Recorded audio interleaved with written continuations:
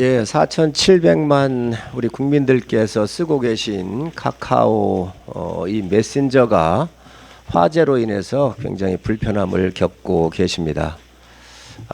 상당 부분은 복구가 됐지만 아직도 미흡한 부분이 있습니다. 이에 따라서 빠른 복구를 할 수 있도록 정부에서도 촉구를 했고, 또 저희가 도울 일 있으면 적극적으로 돕도록 그렇게 하겠습니다.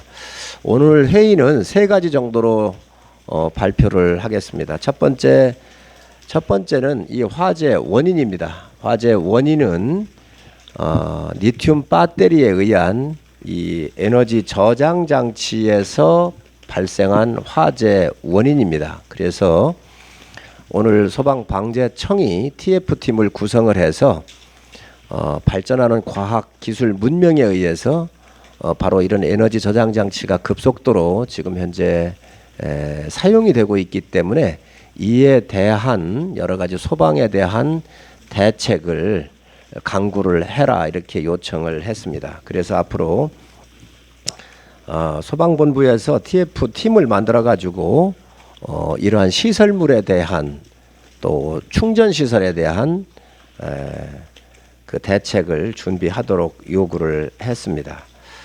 특히 리튬 배터리에 대한 이 전원 장치가 화재가 났었을 때 물에 배터리를 물에 잠그는 것 이외에는 다른 이 화재 진압하는 방법이 현재까지는 없는 게 사실입니다. 그래서 이에 대한 대책을 주문을 했고, 또 예산을 더 투입해서라도 앞으로 이러한 화재에 대한 준비를 좀 해주십사 하는 요청이 있었습니다. 그리고 이런 배터리에 대한 그 건물의 설계, 이런 배터리가 과연 지하에 들어가는 것이 좋은지 지상에 들어오는지에 대해서도 종합적으로 이 TF팀에서 화재 진압과 건물 구조 설계 등에 대한 앞으로 미래 건축에 관련되는 것까지 검토를 하게 될 것입니다. 두 번째로는 기간통신 사업자에 대해서는 이중화가 지금 현재 되어 있습니다. 그러나 부가통신 사업자에 대해서는 현재 이중화가 안 되어 있기 때문에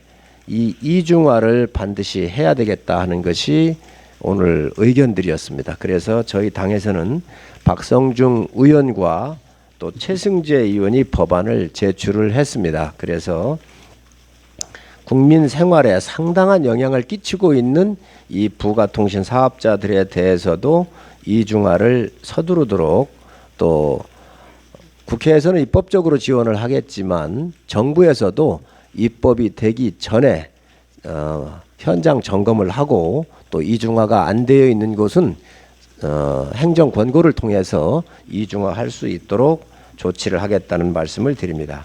세 번째로는 보상과 관련된 문제입니다. 피해 규모가 크고 광범위한 만큼 시간이 걸릴 것으로 예상이 됩니다. 피해 구제에도 적극적으로 나서 주실 것을 카카오톡에 요청했습니다. 또 정확한 피해 규모 파악을 위해서 카카오 측이 피해 창구 접수를 좀 빨리 열고, 또 충분한 인원을 배치를 해서 우리 국민들께서 겪으신 이 피해에 대해서도 적극적으로 나서 주실 것을 요청을 했고, 방송통신위원회에 온라인 피해 365 센터가 있습니다. 이를 통해서도 피해에 대해서 저희가 접수를 받으면서 국민들께서 받으신 피해를 보신 부분이 있으면 정부에서도 나서달라는 요청을 했습니다. 또 카카오 그 서비스별로 이용 약관을 분석을 하고, 이 기회에 제도적 정비를 할 수 있는 것이 있으면 더 저희가 찾아가지고 이에 대한 제도적 정비도 하도록 그렇게 하겠습니다. 특히 요거는 이 피해 부분에 대해서는 민간 기업이 일어난 일이기 때문에 저희가 적극적으로 이게 법적으로 어떻게 할 수 있는 부분이 없습니다. 그래서 이 부분에 대해서는 카카오가 좀 더 적극적으로 좀 나서서 피해에 대해서 구제할 수 있도록, 또 지원할 수 있도록 해주실 것을 강력하게 요청하는 바입니다.